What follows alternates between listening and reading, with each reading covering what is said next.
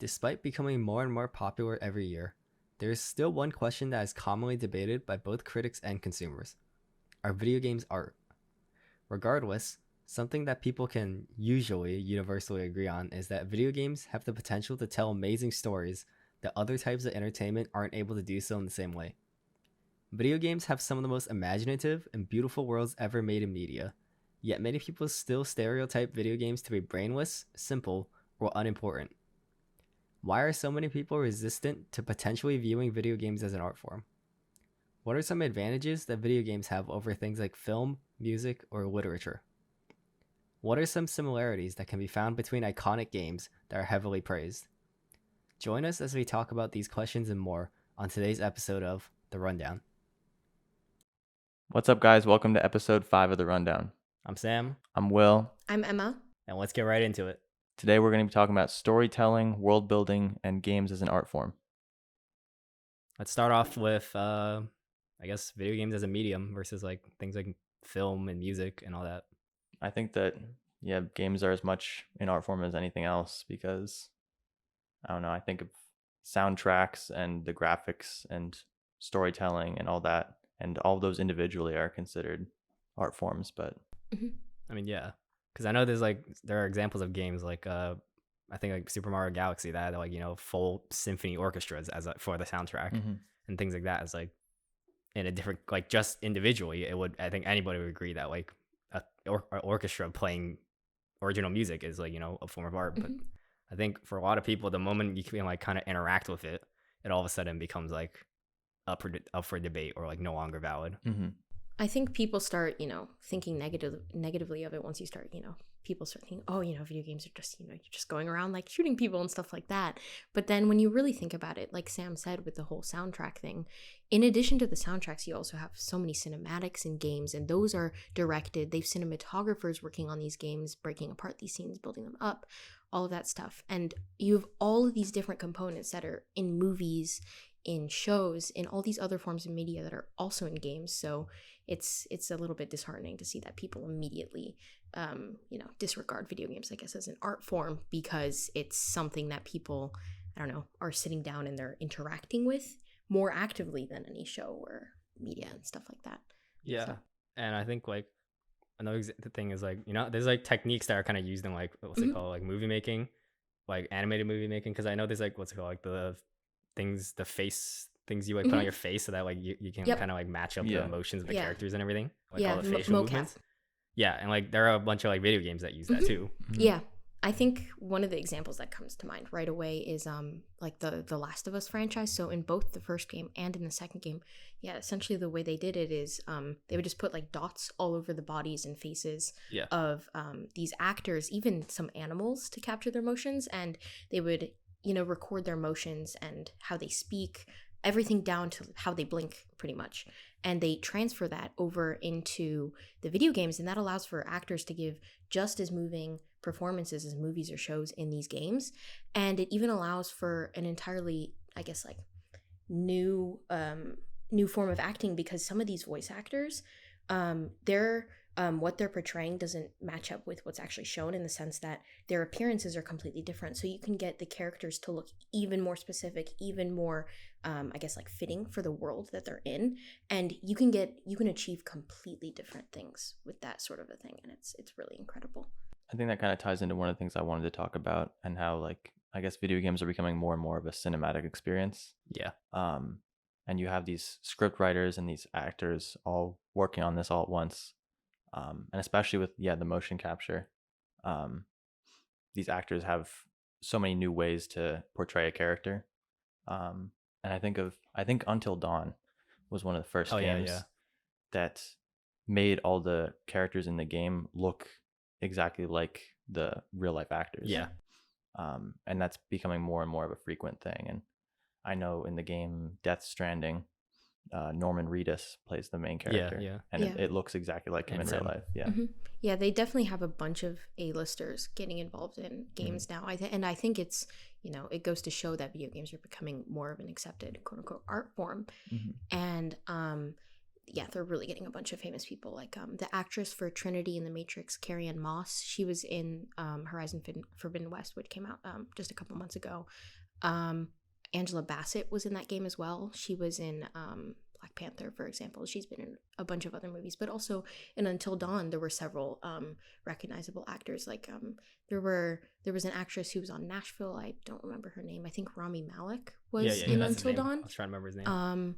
Yeah, so they're definitely getting a lot of really famous people involved. Yeah, Conan O'Brien was also in Death Stranding, I think. Yeah, I think he had a cameo. Yeah, Yep. Guillermo del Toro was in Death Stranding too. And Guillermo del Toro, as people know, is super critically acclaimed director and filmmaker. Yeah, there's like a lot more examples. What's it called? Far Cry 6, I think. Is it? I'm not sure. Is it Far Cry 6 that had the what's his name? One of the villains. I know him as the villain from Breaking Bad. I know who you're talking about. Yep. Oh my gosh, he was in The Mandalorian too.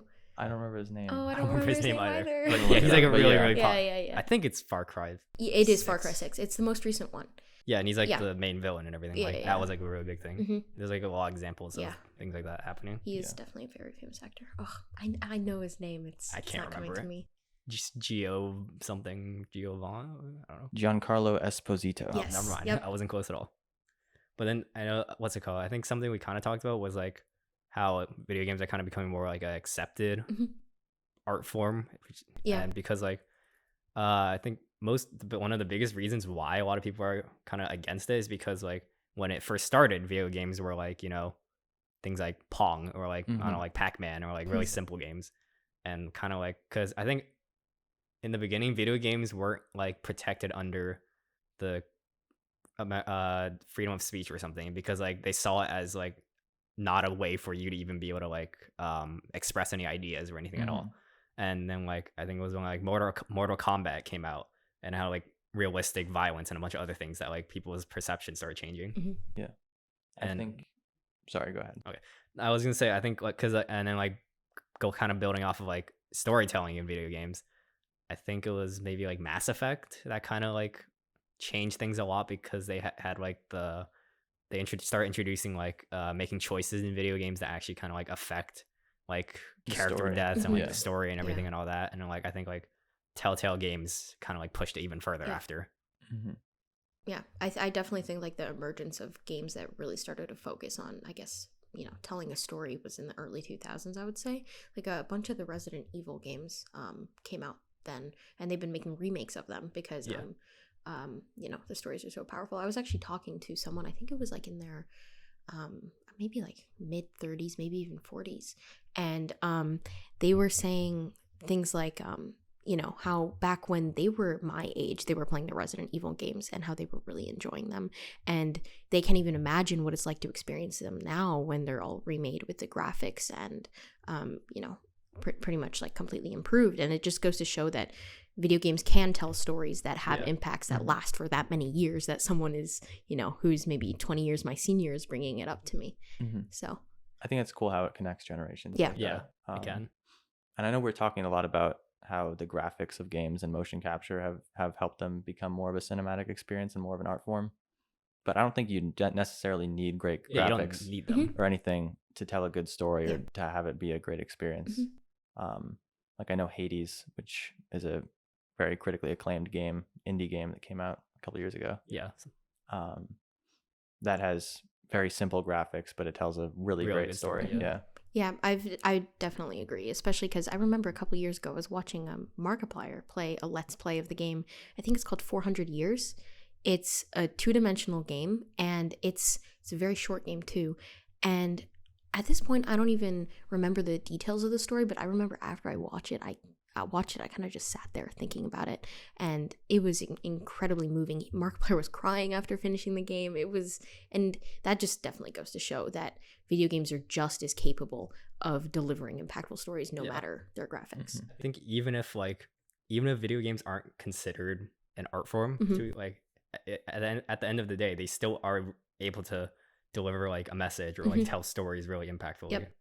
Mostly probably because of the fact that it's like an interactive experience, and like you're part of the story. Like usually, depending on how they make the game. Yeah, and I think that's honestly what can even give video games a leg up over movies and shows and things like that is the fact that you are so involved with the story because you are the character. You are controlling this person. You're walking through the story with that, whether it be your, a character of your own creation, which gets you involved even more because you're actively choosing the story, or you're following along with, a character that was pre-made. It doesn't matter because you're in the story and you're experiencing every single little thing that happens, and that really gets you involved.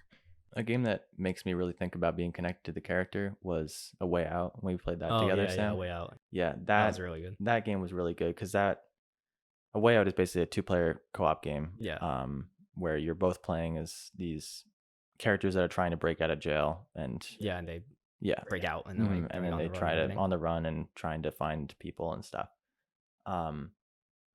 But at the end, it was like the big climax. I'm not going to spoil it or anything, but it really made me feel connected to the character I was playing. Yeah, and it focused a lot on the story. That's why. The whole thing was focused very much on the story, and it felt like we were watching a movie together. But I don't know. I felt more connected because I was playing the character, like Emma was saying. Yeah. But kind of building off that, I think something that I think is that in a way it actually is kind of, I think since video games kind of been looked down upon for a while as like a medium to tell a story or something, it kind of has caused video games to try to like mimic other forms of things like films a lot. That's definitely and I think true. that kind of is like a downside in some examples, because like in every game there's like, what's it called, things like, the music, the visuals, the cinematics and all that, but then there's like the gameplay mechanics and all that, and some games kind of just like focus a lot more on the how it looks and how it sounds and everything instead of like how it actually like feels to play and like the experience. I agree. I think that they've definitely taken more and more from movies and films and tried to implement that in games when it doesn't necessarily work super great. Because like that's the thing, like video games have something special with like the interactiveness, but I think there are some examples of games that kind of like not like didn't take advantage of that advantage that video games have over movies and just try to like mimic films, like TV shows and like things. Death Stranding, I think, was one of those games that I think kind of more leaned into the movie aspect and like the storytelling, and because like the story and world is really good, but it's really intriguing and different and out there, but then the gameplay itself is kind of boring and watered down, and it kind of like takes you out of the story and everything because of that. Yeah, that I definitely agree. I've heard that from countless people, and honestly, that's, I think, stopped me from buying the game because I've heard so many good things about the story, and the fact that so many famous people are in it is also really intriguing. But just because I've heard all the the things said about the gameplay, about how boring it is and how repetitive it is, it's just I just don't feel like playing it, and that makes me think that.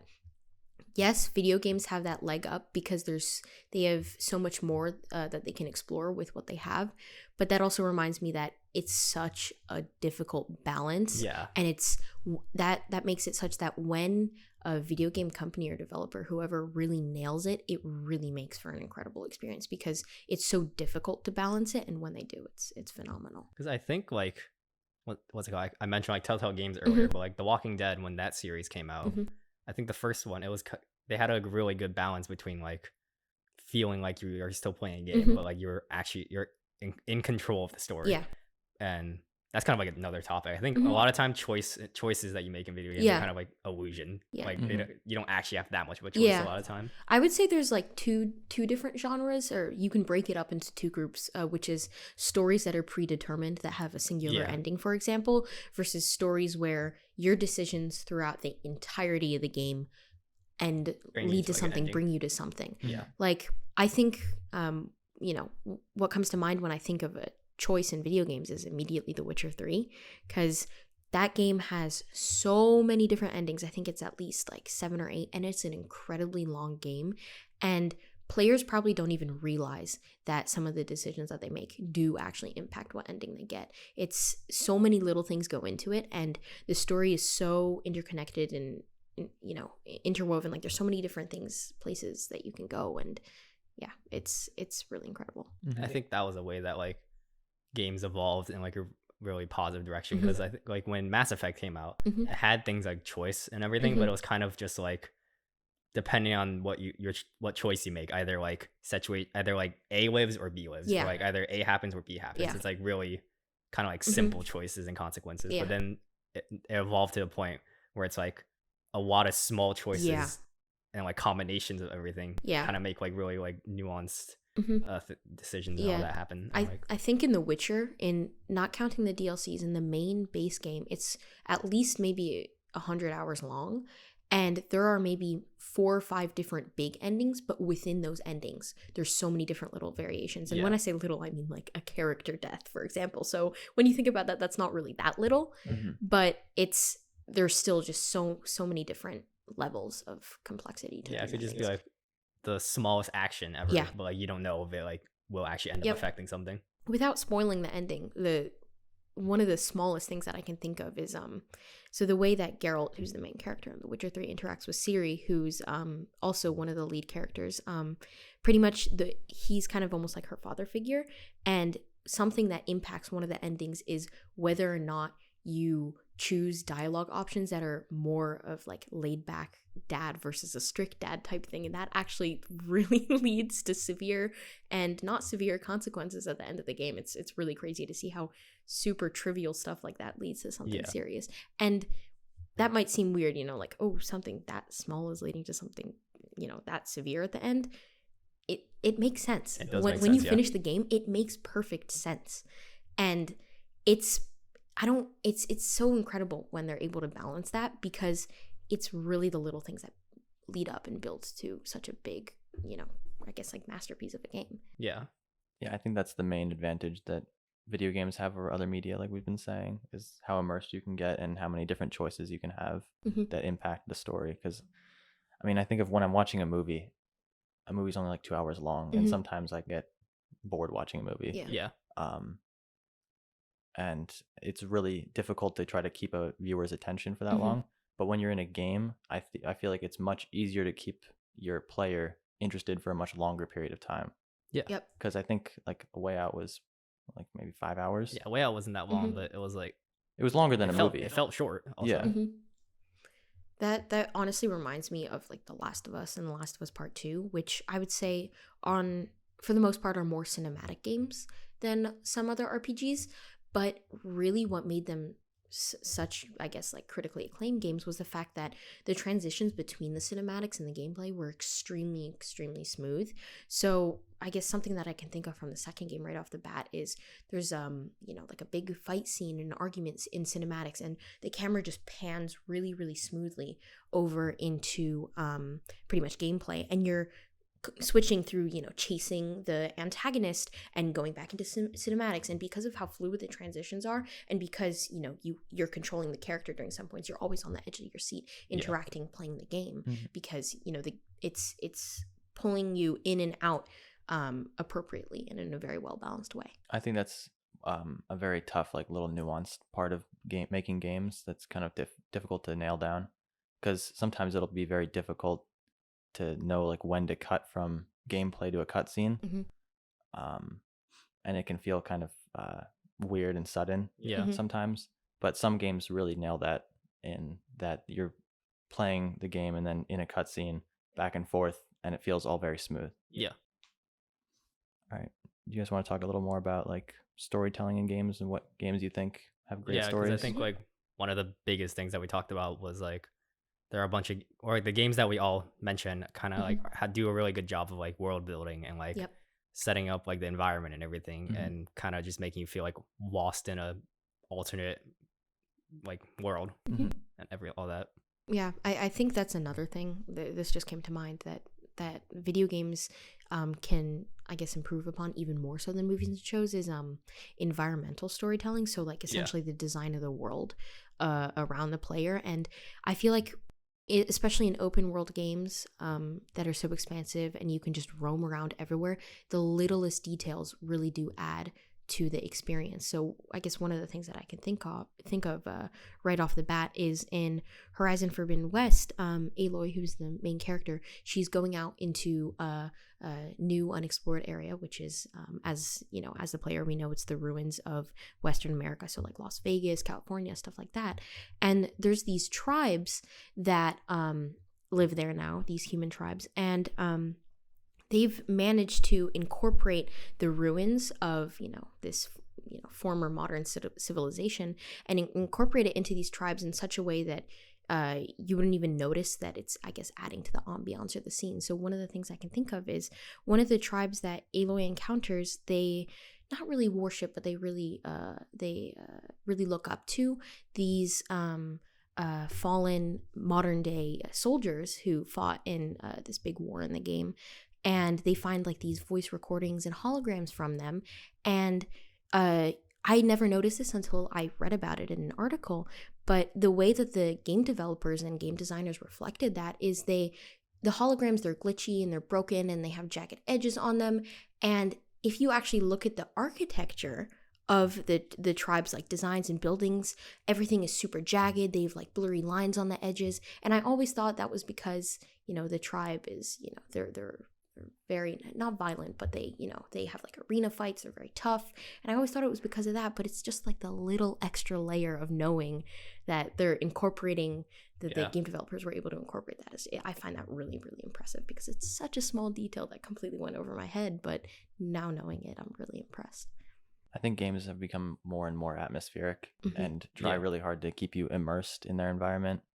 So I think of games like Dark Souls, which does a great job keeping you in that dark fantasy genre and setting, and you're walking through these dark, dank caverns and caves and stuff, and you feel like you're kind of there, especially with all the sound effects now. And and I mean, I think like we've talked about like the Dark Souls series before, but like they're like, I think one of the best examples of how you can like kind of tell the story from the environment alone without just like kind of like forcing everything in front of like someone's face or anything. I mean, that the Dark Souls series in particular has a very nuanced storyline. And the average player will not pick up on it at all. Probably not.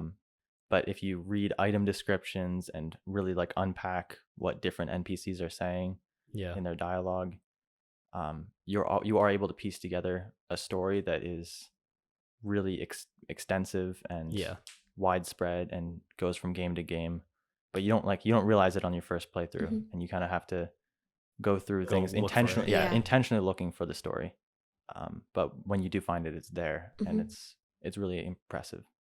And kind of going off on a tangent actually, because I just remembered something after like we mentioned Dark Souls.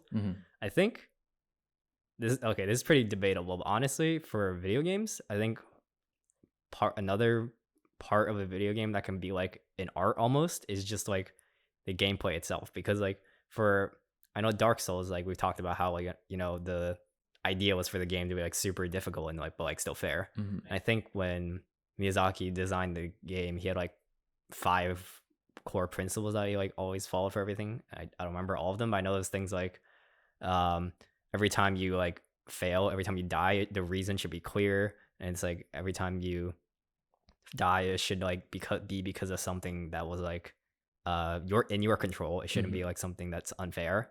And also things like miracles should be able to happen, and then like there's like 2 other I think like rules that he followed that I don't remember. And kind of like just like the idea of like flow almost in like gameplay is honestly kind of like an art form, like a work of art in itself. I think that a game, even if a game has a great story and great graphics and stuff, if it doesn't have satisfying gameplay loop, or you don't feel natural moving through the world, then it's just going to take you out of the the world, and you're not going to feel immersed and not going to enjoy it as much. I think like, and this is related to like the graphical look of the game, but like it's like the little things, like when you're walking through the world, like if your character's running through grass and the grass is pushing aside, or if you're like leaving little footprints, like also that visual, I guess like that extra visual detail also really helps. It makes you feel like you're having an impact on the world. So I think like another game that I think of that has really, I guess, smooth and fluid gameplay that wants to I guess like hooks you in is like in The Last of Us Part 2, the animations when you're fighting and stuff like that, they're so fluid and so natural, but they're so complicated at the same time. It's really impressive because I would never know when they would come up. They would just come up whenever. And the way that they would come up is, it would just feel super, super smooth. They would just immediately switch into a animation that would, make complete logical sense. And I think that's really neat. Mm-hmm.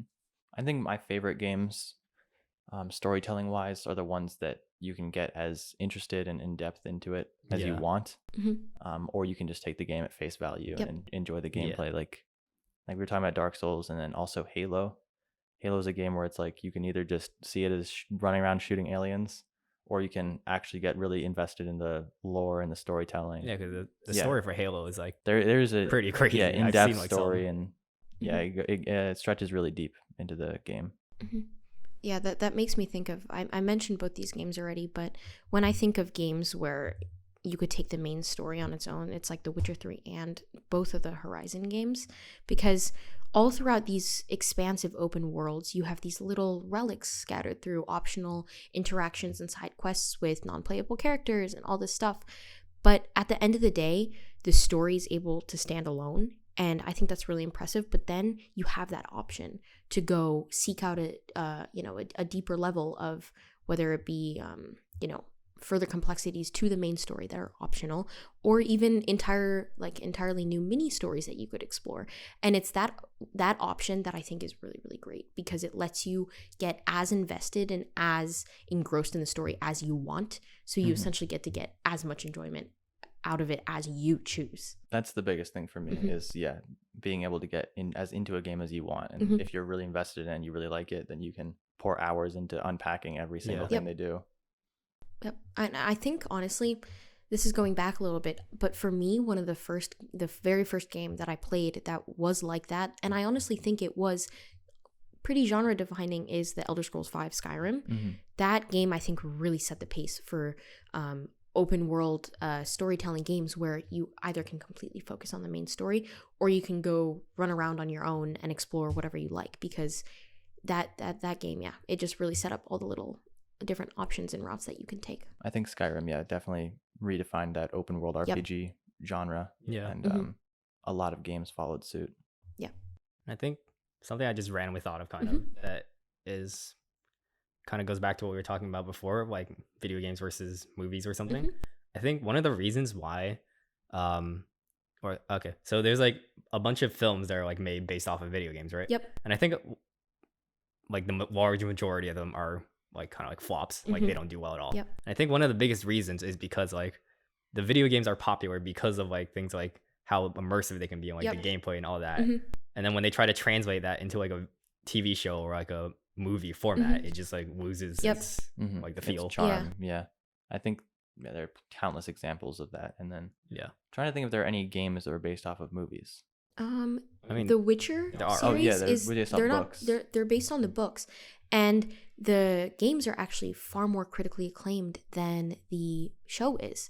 And I read somewhere that's because the games are able to capture like the cultural charm of the books and the like the little things in the books. Like when you're reading a book, you're able to read scene descriptions, you're able to read descriptions of characters, their little movements. In a show, you can see them, but you can't usually see everything.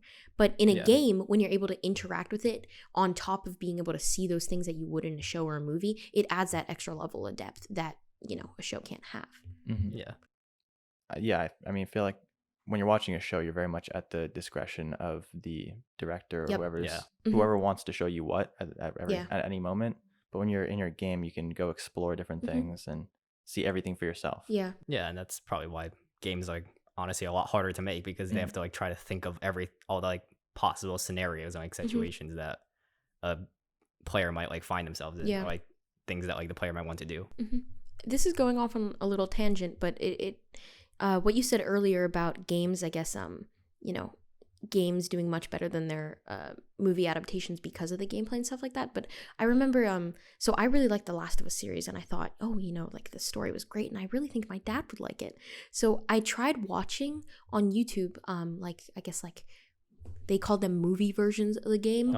And it was essentially whoever on the internet made it would compile the cinematics from the game and little snippets of gameplay all together. And at the end of the day, after watching those, it just didn't feel the same. And that's because in those open worlds, when you get those little optional dialogue prompts, when you find those little relics that you get to read about, all that little extra stuff that's in the actual game, that you just can't translate that into movie, and you lose all of those little components that make it feel so special. So that's why I think games can sometimes tell better stories than movies, because of those little components. Yeah, and I think like an example that I know of like one of those kind of like small things that you talked about that exist throughout like if it's like an open world game, just like found throughout the world. Yeah. Is there are a lot of instances of video games that I don't really know how else to like describe it other than like kind of almost like a vibe check. Yeah. Because it's like, for example, if you're like traveling somewhere and then all of a sudden you get to like a cliffside and you get a cinematic shot of like the world and all that, and it's just like you take a moment to like pause and like take everything in. Things like that can like only happen in like a video game. Yep, I 100% agree. So for me, I think one of the first times that would happen was back when I would play Skyrim. It's like I was very young. I was like maybe 11 or 12, and just that was my first real open world game where they would really pour in so much effort into the visual design of the game. And yes, now it's outdated, but back then I would just have to take a moment sometimes and appreciate everything that I was seeing. And I would take like little screenshots. I would make it my computer background. I would do all these things. And now that same magic, like that feeling, has not left when I play all these newer games. Like with Horizon, sometimes I climb to the top of a mountain, I just have to pause for a second because it's just so incredible what you're seeing. And I find that in so many different games, and I love it. I really like finding like that. there's like another example like Elden Ring, like when you just first start the game, like when you leave the starting area and you like step out into like the wide open world and you like see the giant Erd tree in the background, which is like one of the most important things in the game. And like all that is just like you take everything in. Exactly. Like, and that's even just a very small section of the world. Like and that there's already, you can see so many things in the distance and know, oh, I'm going to be able to go there and find those things. And it's such a, I don't know, breathtaking experience. Yeah. That's the thing. It's like when you see all those little things, you're going to be able to go at your own pace and you're going to be able to interact with it the way you want to. No one's telling you, oh, you have to go to this place first. You have to go to this place first. You can do it however you want. Yeah, I think that was one of the biggest things for me. Like when I was playing Breath of the Wild, for example, I was able to take each thing like at my own pace and do each. There's like 4 main things you need to do before completing the game. Yeah. And you're able to do each of them in whatever order you want. So I was able to go wander around. I mean, like you don't have to do them. Exactly, you don't have to do them. But yeah, it was relaxing to go explore the world, and then when I find something naturally that is important to the story, then I can go do it and I don't know, take things at one at a time, Yeah. And I can like remember specific examples from like Breath of the Wild, because I know there's like, what's it called? I mean, people probably know this by now, but like sometimes like when you look like in the distance, you can see like at night there's like the giant green glow that like coming from the ground and go into the sky, and they think like, and you're like wondering like, oh, I wonder what that is, what's over there, and like when you go, there's like a secret that you can find there. Or like I don't remember what the name of the mountain is, but it's like a giant snow mountain that you can find in the background, and like, and you see that and you're like, oh, I wonder what's at the peak. And like once you get up there, it's like actually a really like important story element. In every single open world game I've played, I have completely deviated from the main story completely purely out of curiosity. I think everyone's done that. Yeah, I think like, I don't know, in every single one of my games, I always find myself doing all the side quests first before the main story, simply because I'm so curious. I think to myself, oh my god, what's over here, what's over here, what's over here? And I'm zigzagging all over the map. And I think it ties into what we were talking about before, where you can get as into it as you want and do whatever you want in whatever order. All right, you just want to talk about soundtracks? I mean, there's like a lot of examples of like some of the most iconic soundtracks ever, because I know like, again, there's like a lot of what's called like Nintendo games have like some of the most recognizable soundtracks and themes like ever, and like I think there's definitely, for me, it's like split into 2 things, where I'll listen to a game soundtrack because it reminds me of playing the game and like invokes those same memories that I had and feelings, and then there's game soundtracks that I listen to just because I like the music. Like, they're good, and they're like, I know what's it called, like there are examples of like people that have made soundtracks, composed soundtracks for like film and Mhm. movies Mhm. that have like also worked on video games. Because like I know like Hans Zimmer has worked on like a bunch of video game soundtracks, like Yep. like Call of Duty series and like some other games. Yeah. Like yeah, Henry Jackson did the music for all of the Uncharted games, or at least most of them, and Uncharted 4. And he also did some stuff. I think he did Captain America and the Winter Soldier, and he did a couple other movies as well. And soundtracks definitely, can be used the same way as they're in shows and movies. I mean, and a lot of the music that's made is really, really phenomenal. Like I have like a 30-something hour playlist of just all the music from all these different games I have just compiled in one place. And there's like the main game themes too, which make things so recognizable. Like Yeah. Yeah. like the main Halo theme. Like I feel like everyone knows that. Yeah. yeah. I think kind of building off of that idea is kind of not related to like any other topics that we've talked about, but like Mhm. video games have like I think have like some of the most like iconic elements like ever, like more than films and like song like TV shows and Mhm. everything like that. Because like I feel like for example, if you show anyone like a picture of Mario, they're gonna know it, and like just Yeah. I think yeah. I think so too. Yeah, I think it's like the experience of the common experience of playing through a one part of a game, or like some sort of a scene or something like that. Everyone remembers that because they they were actively engaging with the media and playing through it. So Yeah, I mean, I think games like Mario are just so widespread that I feel like it's one of like the most recognizable characters. like you were yeah, I saying. think more than like any other art form, I guess, like video games kind of like are able to do the best job of like bringing people together and bringing together communities and like yeah. bridging the gap between like generations, even like we said earlier. Yeah, I was just going to mention that. I think now, honestly, that we're getting older and people who've grown up playing video games are, becoming older, and they're, I guess, like, I don't know, they're creating things of their own now. We definitely can see that, video games are, I would not say rising in popularity, but maybe being more respected as an art form as time goes on, because all these people understand how impactful they can be. Yeah. Like, I think one of the best examples I have, and I'm very hopeful for it, is the Last of Us show that's coming out.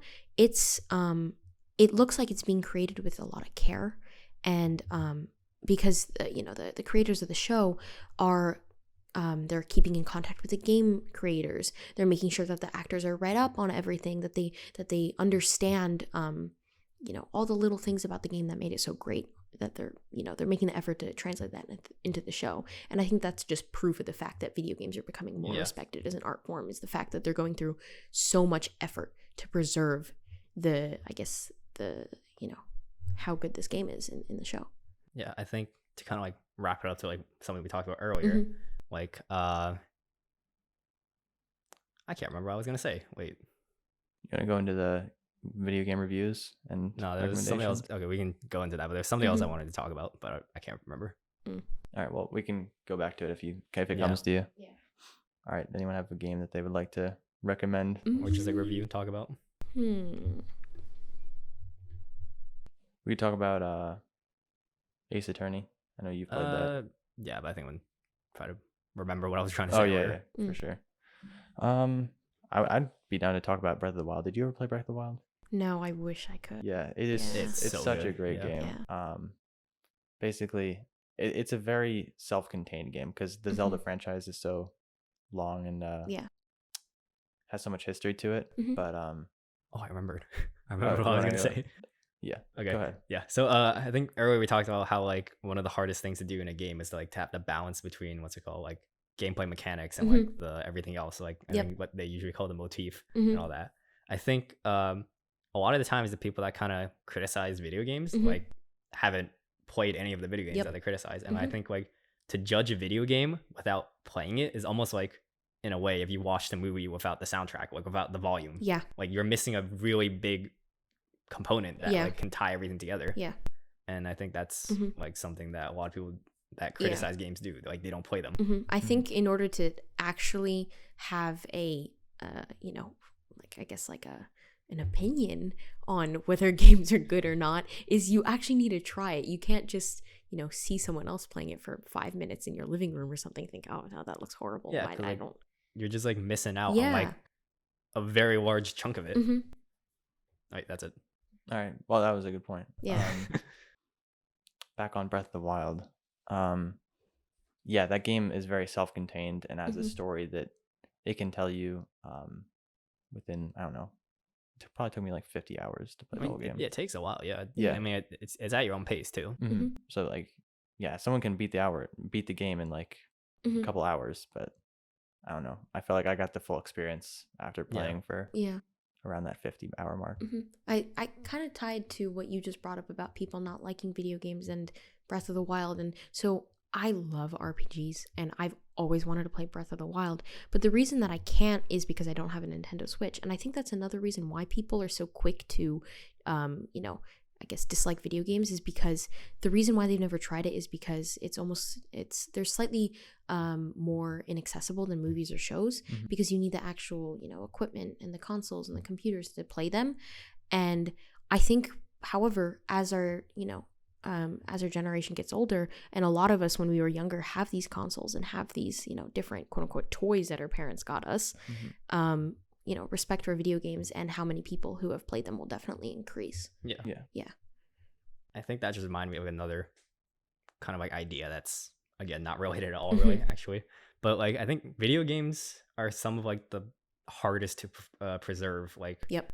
forms of media ever, because of things like like you need, like if it's like an older game, you need the console that the game comes with, Yep. and like you need all the equipment that the game needs, and then Yeah. like things like hardware deteriorating and like malfunctions can like just cause it to like break and no longer Yeah. work anymore for no reason almost. And it's just like I think for a very long time video games kind of like weren't prioritized for like Yeah. preserving, and that's why there's like a lot of like lost media Yep. for games and all that, because like only like recently kind of I think like people have started like realizing how much value there is Yeah. in kind of like having like a history almost of like everything that came in like video games. Yeah, Like all the I early think days. especially recently there's been a really big wave of remakes as all the computers and graphics and everything of that nature gets better.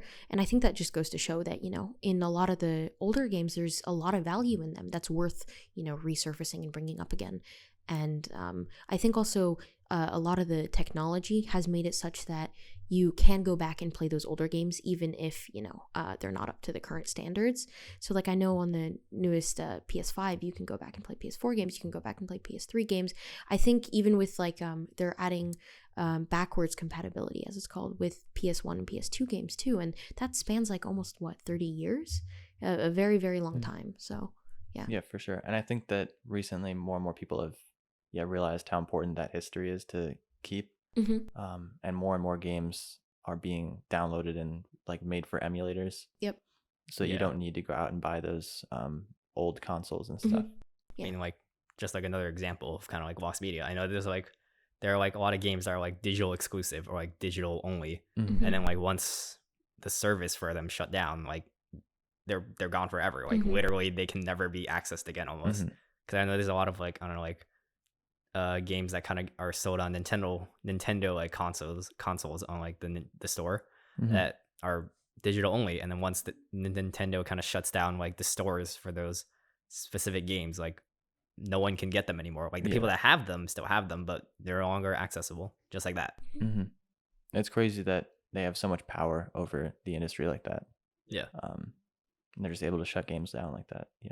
I know we brought up Paragon a few times, but that's basically what happened with Paragon, was that it was all online and then support got cut for it. And I mean, we've talked about like dead games and like dedicated servers getting shut down and all that. That's more for like multiplayer games probably. Yeah. You have any games that you want to recommend? So it's very difficult for me to choose simply because I've played so many really good games. But I think at the end of the day, probably one of the most impactful games for me was The Witcher 3. I mean, I'm wearing the Witcher 3 t-shirt right now. But The Witcher 3 for me I spent, I think, nearly 200 hours completing the main story and all the DLCs. And the main story is so well crafted, the cinematics, the transitions between gameplay and everything like that. And yes, it's a slightly older game, so some of the visuals are outdated, but because the story is so impactful and because so much effort was put into it, it really makes for a great experience. And that's just the main story. All the little things you can find throughout the world, all the side quests that you can take, all those extra adventures really kept me engaged and engrossed. And it's a very overwhelming game, so maybe I wouldn't recommend it as, like, you know, your first open world RPG, but it's really incredible. And I think if you really like RPGs, you have to give it a shot at least once, because it is definitely a genre defining game. Mm-hmm. You want to talk about Ace Attorney? You mentioned already or brought it up already, but I think one of my favorite games of all time is a game called The Great Ace Attorney Chronicles, which is a compilation of two, or like a collection of two games that were Japan exclusives for like a very long time, until like I think like it came out like last year or I think last year it came out, or early this year, I don't remember, but it was like the first time that it officially released somewhere other than Japan, and like it wasn't accessible for a long time. And basically, like, the game is kind of about you playing the role of a lawyer, which can sound really strange and kind of like, you know, boring, but it does a really good job of like how we've talked about, like, you know, balancing gameplay and story and all that. Like, that's a really kind of unique. It usually has like two main kind of forms of gameplay, or two main parts. There's like investigation, and then there's like in court.